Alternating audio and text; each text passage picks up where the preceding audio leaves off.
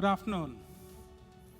It's a very difficult time, not just for the planet that we will talk about in a bit, but also for the audience. It's the end of 3 very hectic days, and just when you thought it is time to leave, then someone like me appears, and I have still something to tell you. Well, I do have something to tell you, and I think at the end of the 15 minutes, you're going to be happy that we had this conversation. And what is it that I want to talk to you about? Let me start by talking about love. There are things we love. We love friends, family, environment, trees, rivers, oceans, mountains, children. There's a lot of things we love. And so no matter what is it that you love, you should be very worried at this point of time in human history. Because thanks to our behavior, we are actually at a point in time that we are about to see everything disintegrate in front of our eyes. I'm not here to scare you, but I was trained to be a lawyer about 40 years ago. And the one thing that my professors would tell me every day, that law is about making a good argument, but even more important than that is that your command over facts. Because if you do not know your facts, no matter how good your argument is, it has no meaning. So know your facts before you open your mouth. And the facts are scary. Let's start from the top of the planet, the Arctic Circle or the Antarctic.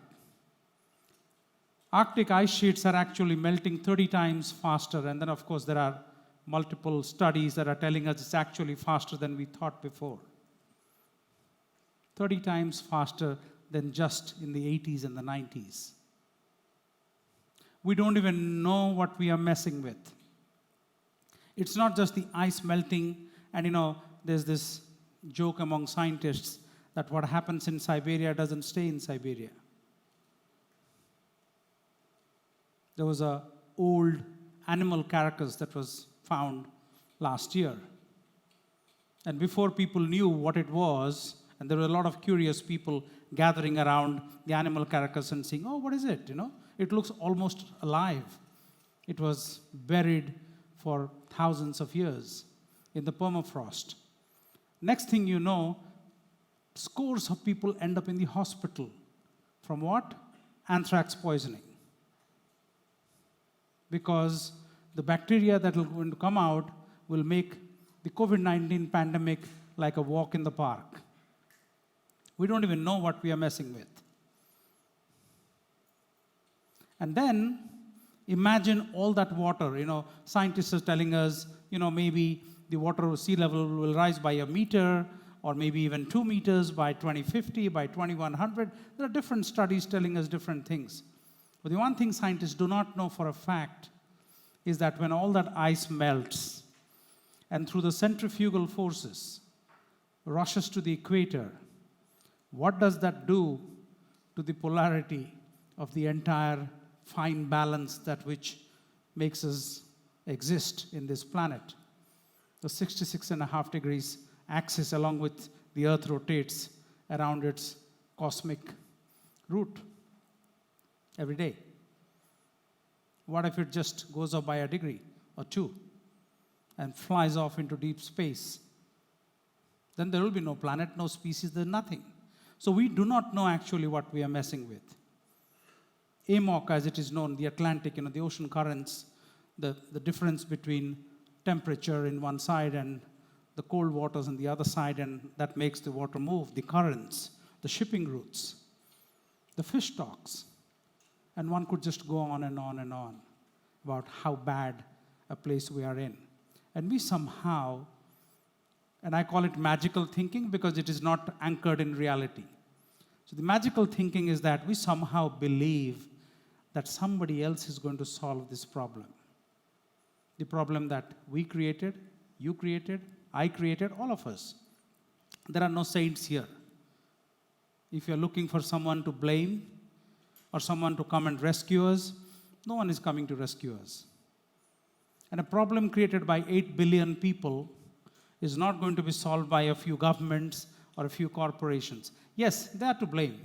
There's countries of the global north, there's countries of the global south, there's common but differentiated responsibilities on which we've been negotiating for 30 years. There's all kinds of challenges we can talk about. But if we don't talk about solutions, I come from a country called India. Many a times I talk to politicians in my own country. I happen to know some of the most powerful people in the country because when you're old, you have met a lot of people in your life. And when you talk to them, so they start by saying, oh, you know what? The Americans are doing this, the Europeans are doing this.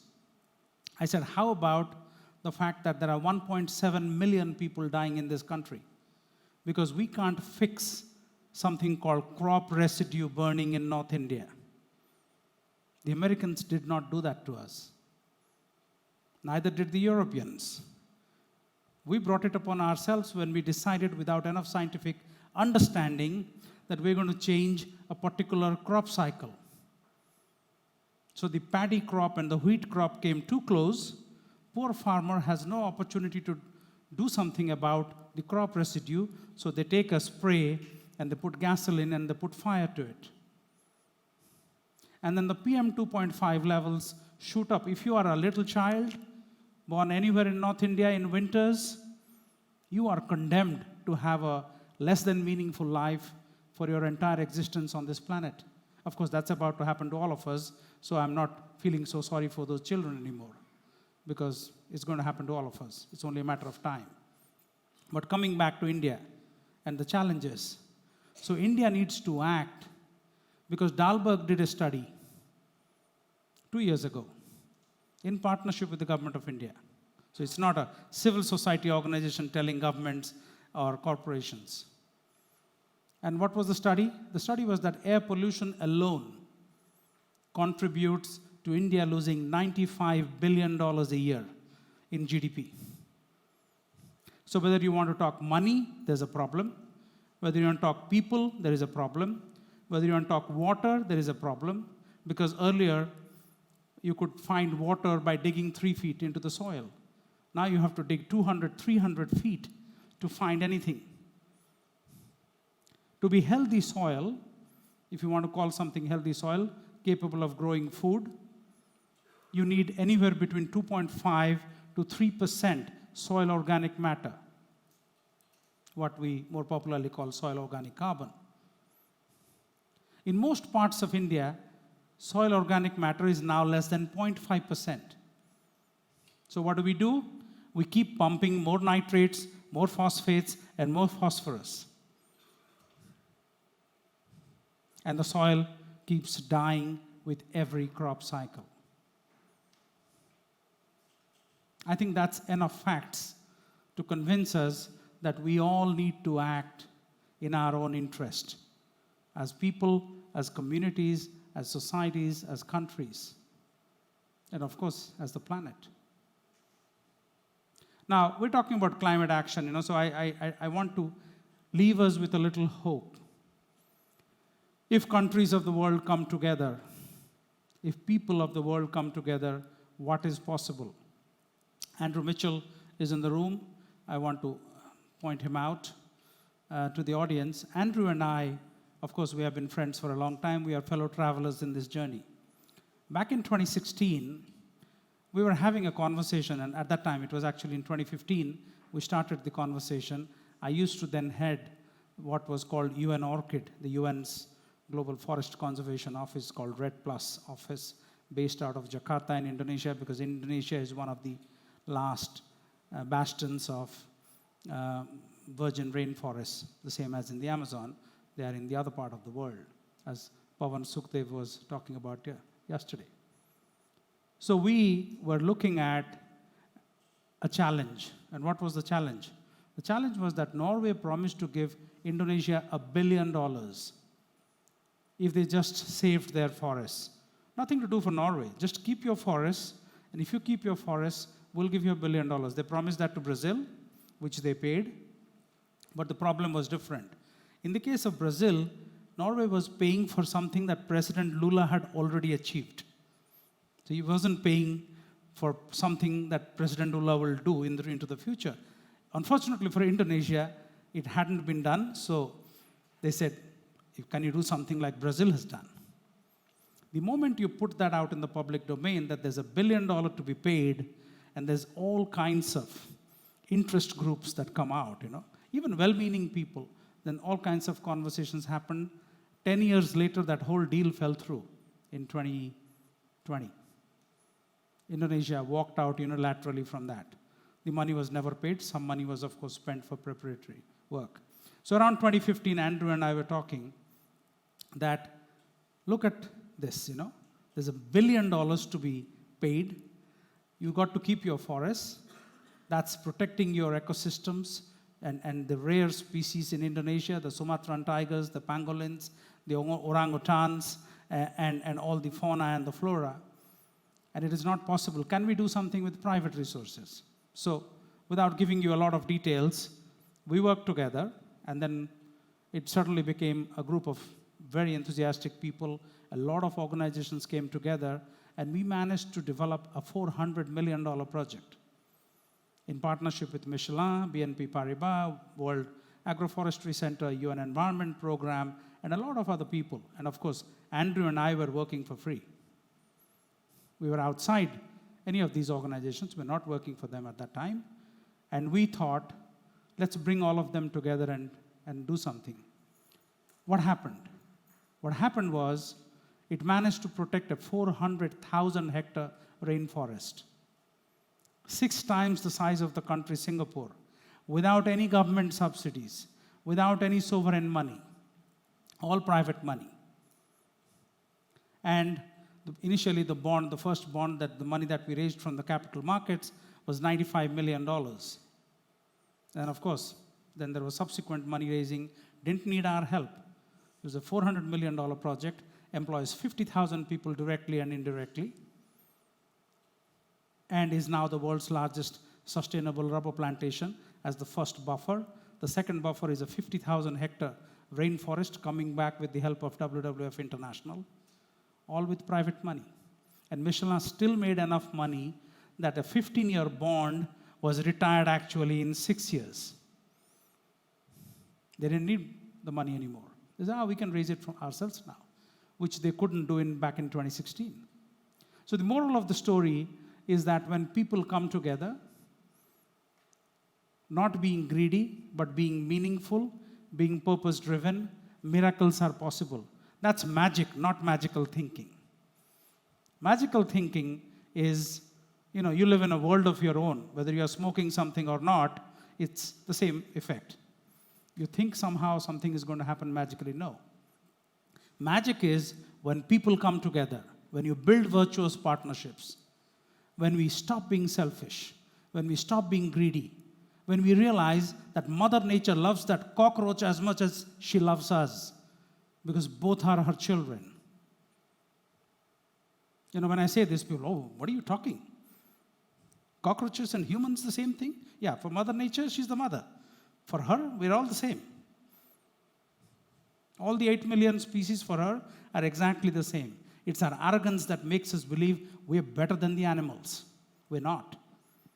Animals don't store food for the next 3 years. Even the best hunters in the animal universe, the lions and the tigers, they hunt to survive, not to store. They don't go killing 10 animals because, I love killing people today. We do that. So we need to take a deep look within ourselves and find the good within us. Everybody is capable of great evil. We see that every day. Pick up a newspaper, watch TV, you see that every day. But we're also capable of great goodness. If you look around, you'll find scores of examples of people we admire, people we love to listen to hear from. We took the same idea, the other example, from Indonesia to India. We partnered with a state government in Andhra Pradesh, eastern coast of India, big ocean state. They have about 1,000 kilometers of coastline. They were doing a program called Zero Budget Natural Farming. We partnered with them, and what did we do? We brought about 50 organizations to work with them. Extraordinary program. Now the world's largest sustainable agriculture program. They have converted 1 million farmers to zero chemical farming. Not even compost. They don't use compost. They use something called bioinoculation.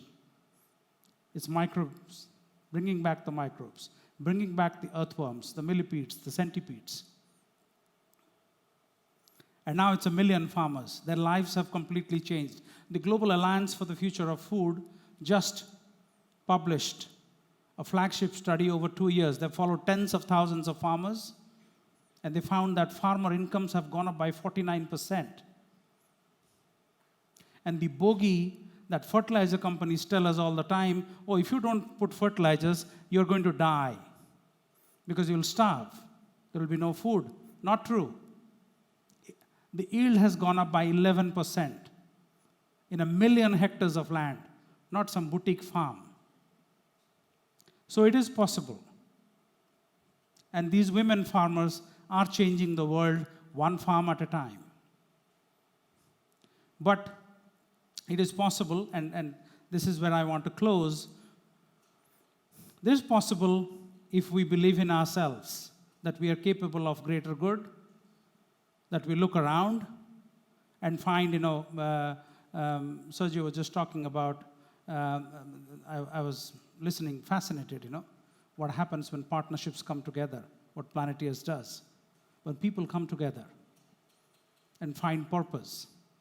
Sometimes 1 + 1 is 2, sometimes 1 + 1 can be 11. Sounds unrealistic mathematically, but in real life it is possible. So as we walk away from this great gathering, I would be greatly, encouraged if you just ask that simple question to yourselves. What can I do to make things better? Even flipping a switch can save the planet. Not wasting a morsel of food can save the planet because we waste 40% of the food we produce, both in the developed world and the developing world. The only difference is that in the developed world, we waste it between the supermarket and the dining table. In the developing world, we waste it between the farms and the supermarket. But 40% it is on both sides. So let us walk away with enthusiasm, with respect for each other, and the desire and the yearning for change. Even if we change one small thing, I think our visit to Aveiro, this beautiful city that has hosted us with such warmth and kindness, would have been worth our time. Thank you.